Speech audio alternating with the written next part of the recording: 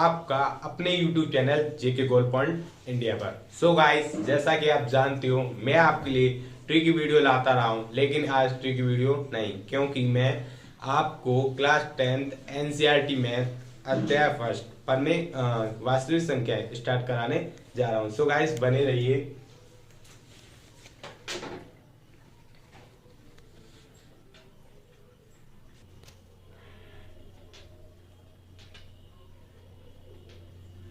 वास्तविक संख्याएं।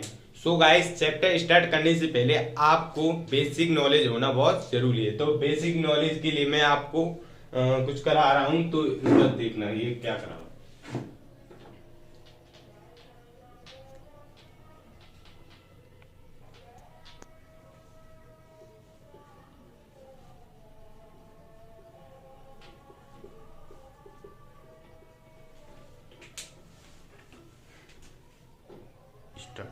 So guys, वास्तविक संख्याएं किन्हें कहते हैं, ठीक है, इंग्लिश में रियल नंबर्स कहते हैं। सो गाइस, वास्तविक संख्याएं उन्हें कहते हैं जो परमेय तथा अपरिमेय संख्याओं को मिलाने से बनती हैं, ठीक है। For example, √3, 1/2, 0.1, √7। सो गाइस, ये हमारी वास्तविक संख्याएं होंगी, ठीक। नेक्स्ट एडिंग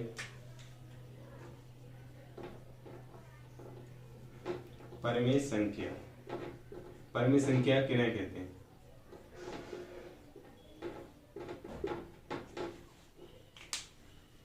रुक 1 2 3 स्टार्ट। परिमेय संख्याएं उन्हें कहते हैं जो P/Q के रूप में होती हैं तथा Q बराबर 0 नहीं हो।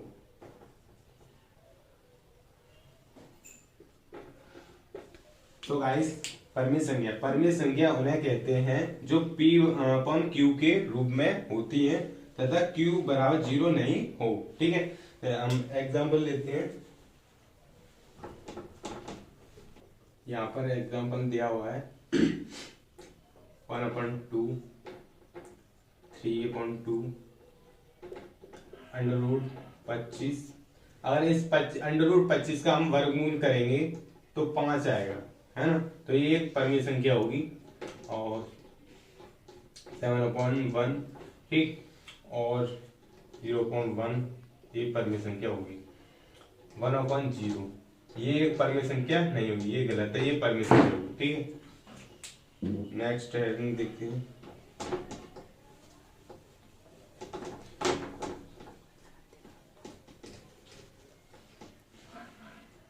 नेक्स्ट हेडिंग हमारी अपरिमेय संख्या है।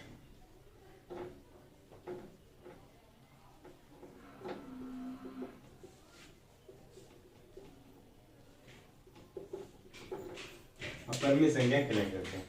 सो गाइस,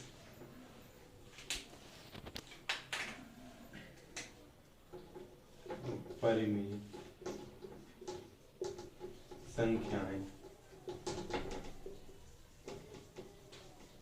उन्हें कहते हैं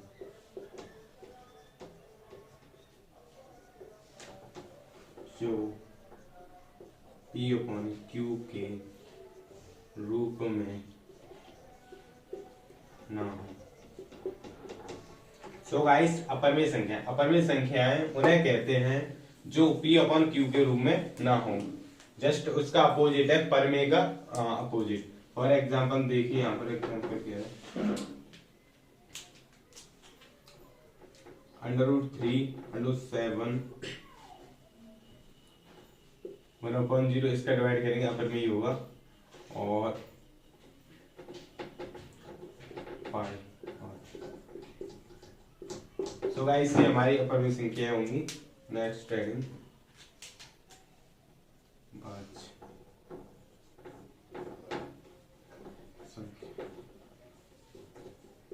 भाज्य संख्याएं किन्हें कहते हैं?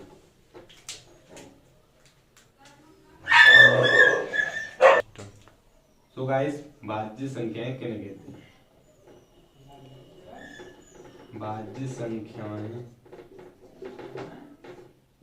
उन्हें कहते हैं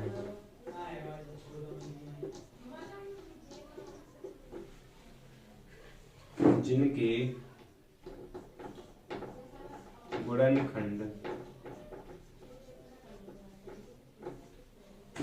दो या दो से अधिक हों।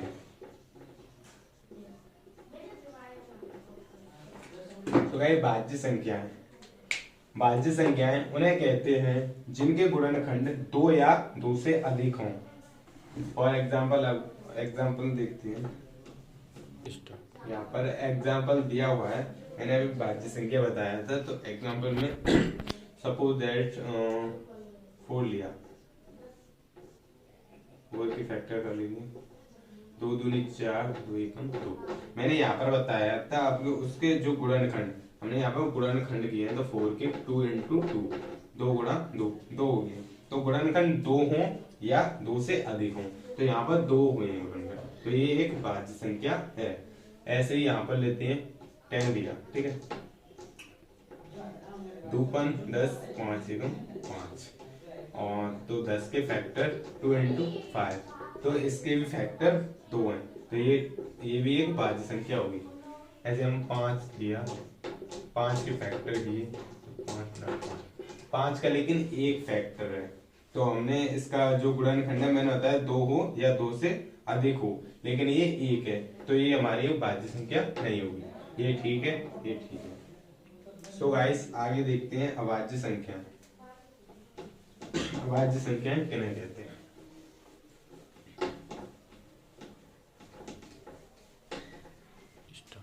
सो गाइस अभाज्य संख्या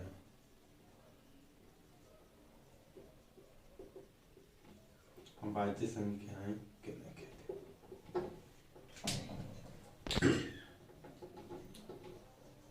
अभाज्य संख्याएं उन्हें कहते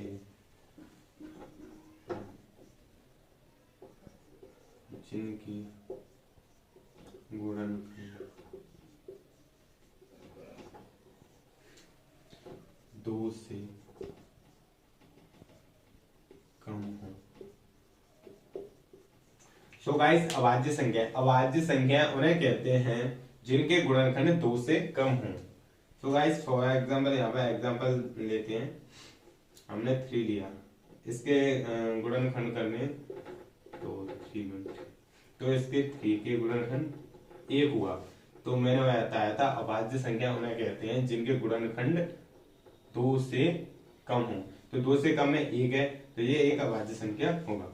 ऐसे यहाँ पर लेते हैं 7 लिया, तो इसके गुणनखंड करेंगे तो इसका 7 के भी गुणनखंड 1 ही है, तो ये भी एक अभाज्य संख्या होगा। ऐसे ही 9 लिया, यहाँ पर कहें 3 तथा 9, 3 एकम 3, 9 के गुणनखंड 3 गुणा 3, इसके गुणनखंड 2 हैं। तो सो गाइस मैंने आपको अभी बताया था अभाज्य संख्या उन्हें कहते हैं जिनके गुणनखंड 2 से कम हो।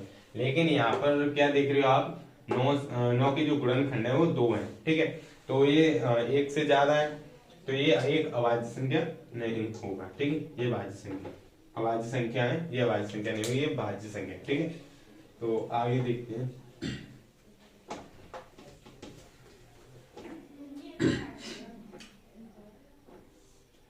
सम संख्या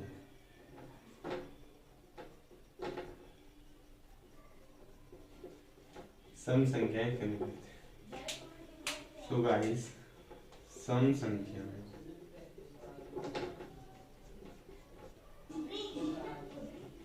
उन्हें कहते हैं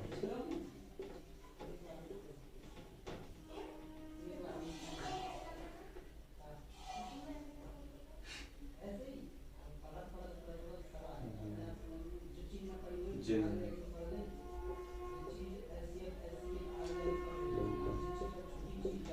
पूरा भाग चला गया।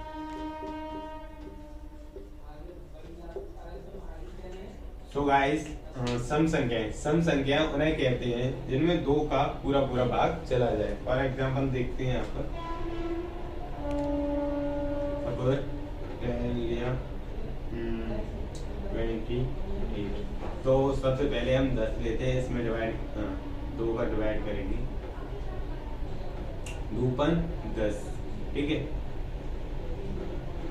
शेषफल 0 आ रहा है, तो इसका जो 2 का भाग है पूरा पूरा जा रहा है 10 में, तो ये एक हमारी क्या होगी, सम संख्या, ठीक है।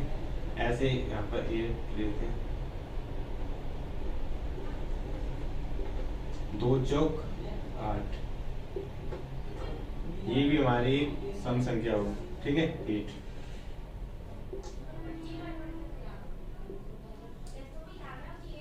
दो एकम 2, 0 बचा, 0 ताली, इसमें आएंगे 0, तो ये भी एक हमारी सम संख्या होगी। तो गाइस आगे देखते हैं विषम संख्या। तो गाइस विषम संख्या, विषम संख्या क्या है?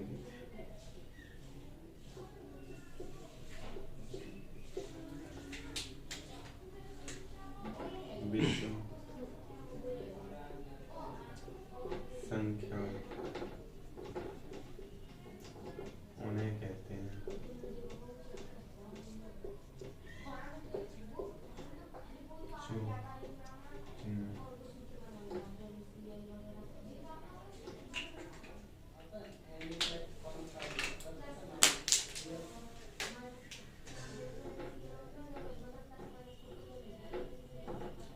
दो का पूरा पूरा भाग ना जाए। तो गाइस विषम संख्या, विषम संख्या उन्हें कहते हैं जिनमें 2 का पूरा पूरा भाग ना जाए। फॉर एग्जाम्पल देखते हैं यहाँ पर, 9 लिया 8,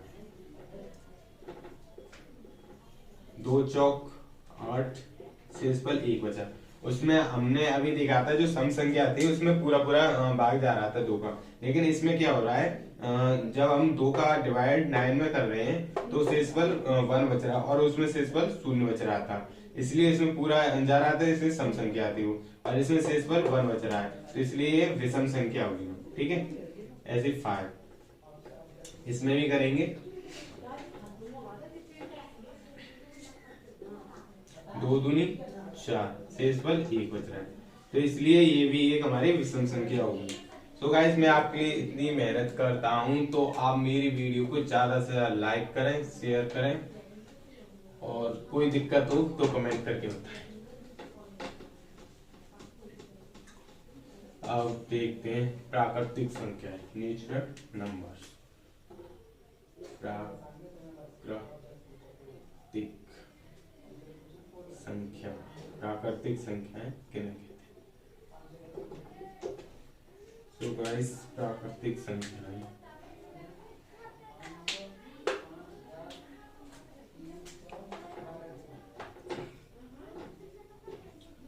प्राकृतिक संख्या उन्हें कहते हैं जो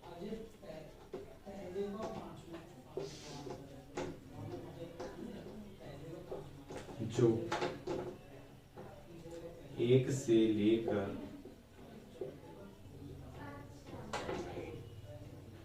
अनंत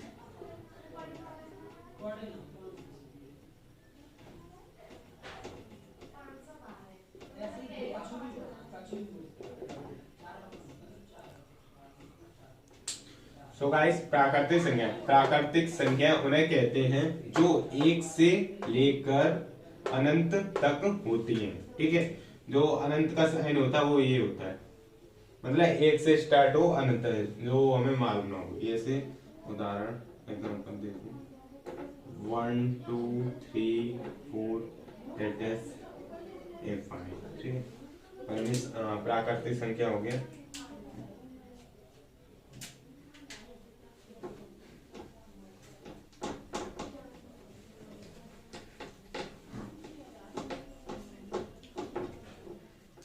पूर्ण संख्या,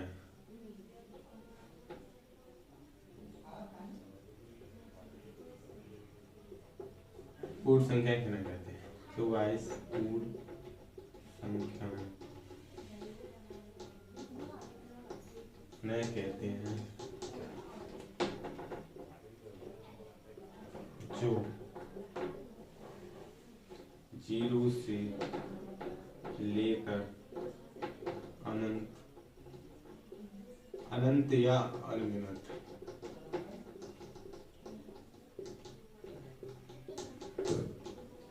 होती है।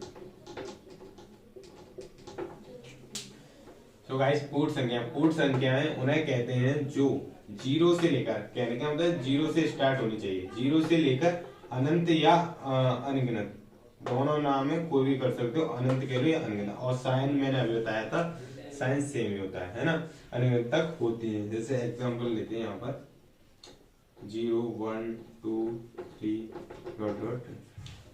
तो गाइस अपूर्णांक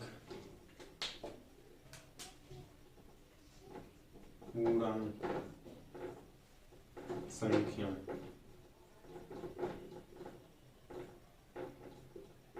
तो गाइस पूर्णांक संख्या कहने का संख्याएं उन्हें कहते हैं जो ऋण अनंत से लेकर धनानंत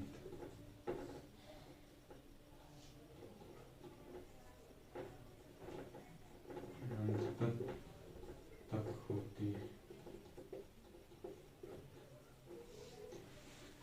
तो गाइस पूर्णांक संख्या उन्हें कहते हैं जो ऋण अनंत से लेकर प्लस अनंत तक होती है।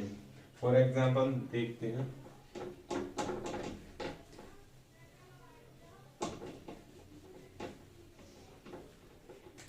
जैसे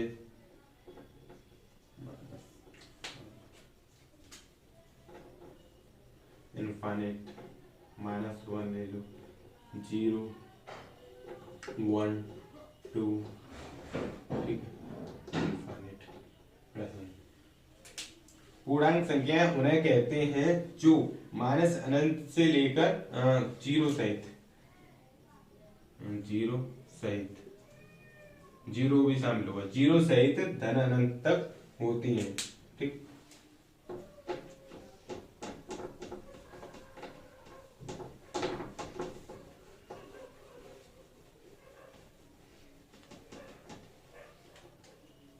तो गाइस ये आपकी जितनी भी बेसिक चीज थी वो क्लियर हो गई। अब जो एनसीईआरटी का मैथ है 10th क्लास, उसमें जो दिया है उसको उसके बारे में मैं करा रहा हूँ। देखिए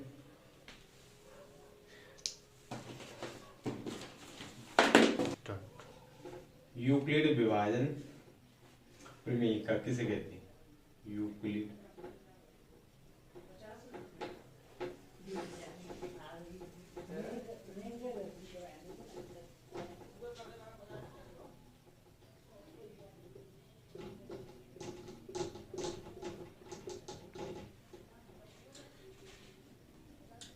दो धनात्मक पूर्णांक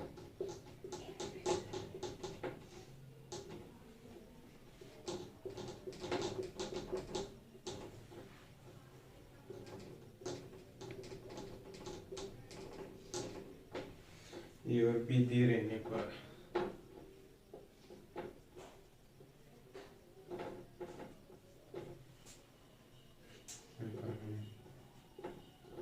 ए बराबर बी क्यूब प्लस आर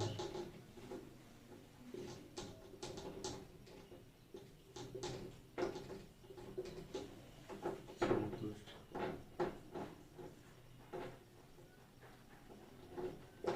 करने वाले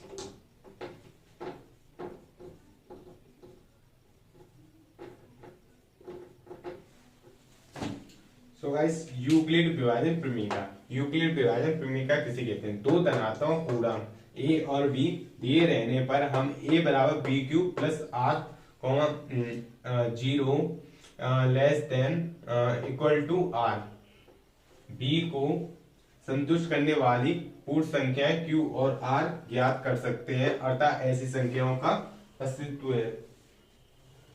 यहाँ पर मिस्टेक हो गई थोड़ी, यहाँ पर कर लेना, ठीक है।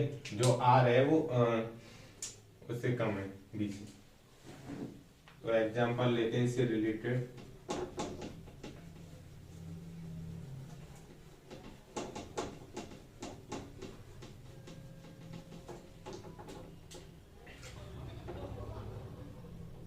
यूक्लिड विभाजन प्रमेय कहाँ से हम एचसीएफ निकालेंगे? a बराबर बी क्यू प्लस आर,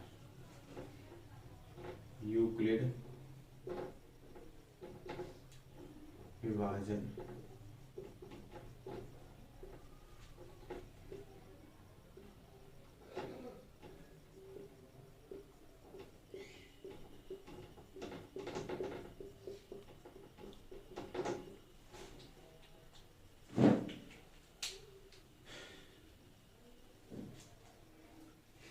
तो ये इसका फॉर्मूला होता है यूक्लिड विभाजन का, a बराबर बी क्यू प्लस आर।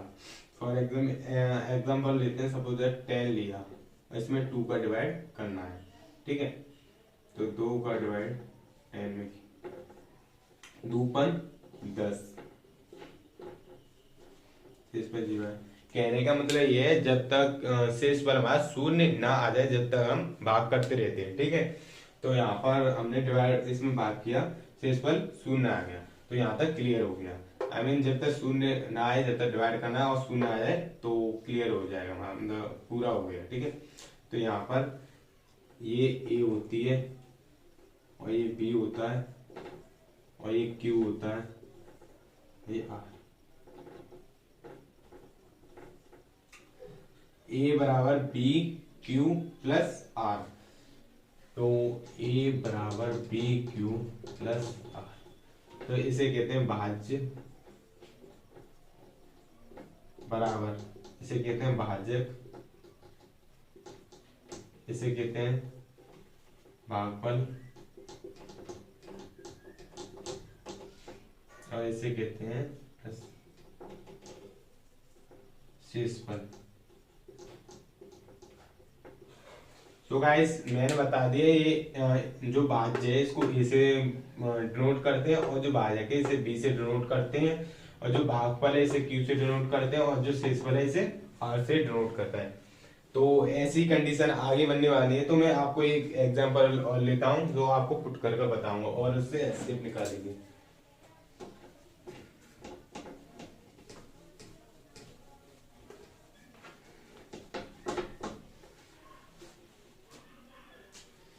हमें 3 का डिवाइड करना है 39,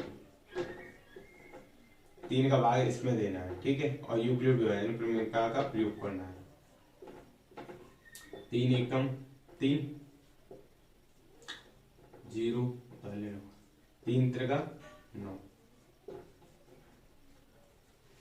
सो गाइस ये यहाँ पर क्लियर हो गया। वैसे और लॉन्ग आते हैं वो क्लियर नहीं होता तो डिवाइड करते हैं, है ना। तो मैंने आपको बताया था ये बी, ये क्यू, ये आर, और इसका फॉर्मूला होता है ए बराबर बी क्यू प्लस आर। तो ए की जगह पे क्या है 39 बराबर, बी की जगह पे क्या है 3 और यहाँ पर गुणा का साइन आएगा इनटू में, और यहाँ पर क्यू की जगह क्या है 13 प्लस, और आर की जगह क्या है 0। तो इसका एचसीएफ निकालना, एचसीएफ निकालने की 2 ट्रिक है। और जो एचसीएफ है इसकी फुल फॉर्म होती है हाईएस्ट कॉमन फैक्टर, मासापन, ठीक है। तो एचसीएफ कैसे निकालते हैं? जिस संख्या से भाग देने पर शेषफल 0 आता है वही उसका एचसीएफ होता है। और एक और ट्रिक है, जब हम इसे इसमें पुट करते हैं ए बराबर बी क्यू प्लस आर में पुट करते हैं, तो जो बराबर के बाद लास्ट कंडीशन जो होती है, जो बराबर के बाद जो संख्या आती है स्टार्टिंग में पहली बार में जो संख्या आएगी वो इसका एचसीएफ होगा। तो यहाँ पर एचसीएफ इसका 3 है। यहाँ भी ये ट्रिक फॉलो हो रही है और यहाँ भी ट्रिक फॉलो हो रही है। एक और एग्जांपल देखते हैं।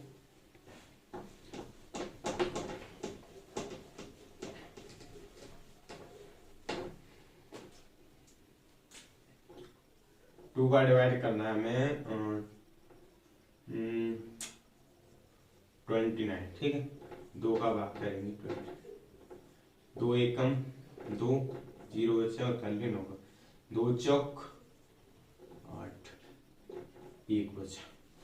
सो गाइस यहाँ पर हमने डिवाइड तो कर दिया, यहाँ तो क्लियर हो गया, लेकिन शेषफल एक आ रहा है और मैंने बताया था आपको शेषफल वहां शून्य आना चाहिए। तो पहली कंडीशन ये गई, ठीक है। यहाँ तक तो क्लियर हो गया। अब इसका डिवाइड इसमें करेंगे, ठीक है। दूसरी कंडीशन के लिए 1 का डिवाइड 2 में करना है, ठीक है। तो इसका डिवाइड 2 में करेंगे तो 2 आ जाएगा 2, दो शेषफल शून्य आ गया। तो पहली कंडीशन को पहले लिखेंगे और दूसरी कंडीशन को दूसरी लाइन में, ठीक है। तो सूत्र होता है ए बराबर बी क्यू प्लस आर। तो मैंने बताया था ए ये हो गया, बी ये हो गया और क्यू ये हो गया और आर ये हो गया। तो इनकी जगह पर इनको पुट कर देंगे। तो ए की जगह 29 बराबर और बी की जगह 2 इंटू क्यू की जगह 14 प्लस आर की जगह 1। अब नेक्स्ट जो पॉइंट कराया था ये गया। तो ए हमारा ये हो गया, ए की जगह 2 बराबर बी की जगह 1 इंटू क्यू की जगह 2 प्लस और आर की जगह 0। तो ये यहाँ तक क्लियर हो गया। एचसीएफ निकालना है। तो गाइस मैंने बताया था जिस संख्या से भाग देने पर शेषफल शून्य आता है वो उसका एचसीएफ होता है। तो इस संख्या से भाग देने पर शेषफल शून्य आया है, ठीक है। तो इसका एचसीएफ क्या होगा 1। और मैंने एक और बात बताई थी, जो बराबर के बाद जो संख्या आती है लास्ट कंडीशन में, यही तो हमारी लास्ट कंडीशन। तो यहाँ पे बराबर के बाद ये संख्या आ रही है पहली बार, ठीक है। तो एचसीएफ इसका 1 होगा।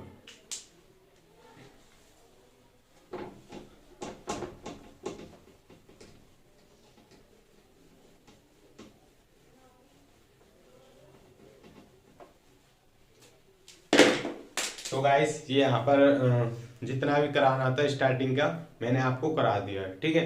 कल से मैं एक्सरसाइज स्टार्ट करूंगा। सो गाइस मेरी वीडियो को ज्यादा से ज्यादा लाइक करें, शेयर करें। अगर कोई भी मेरी वीडियो, तो गाइस जितनी भी बेसिक चीज थी मैंने आपको करा दी। कल से मैं आपको एनसीईआरटी में 10th क्लास स्टार्ट कराने जा रहा हूँ। और जो भी मैंने आपको कराया, अगर कहीं भी कैसी भी कोई भी मिस्टेक हुई हो या मैथ में अगर आपको कहीं भी कोई मिस्टेक हो तो प्लीज कमेंट बॉक्स में कमेंट कर बताएं। Thank you.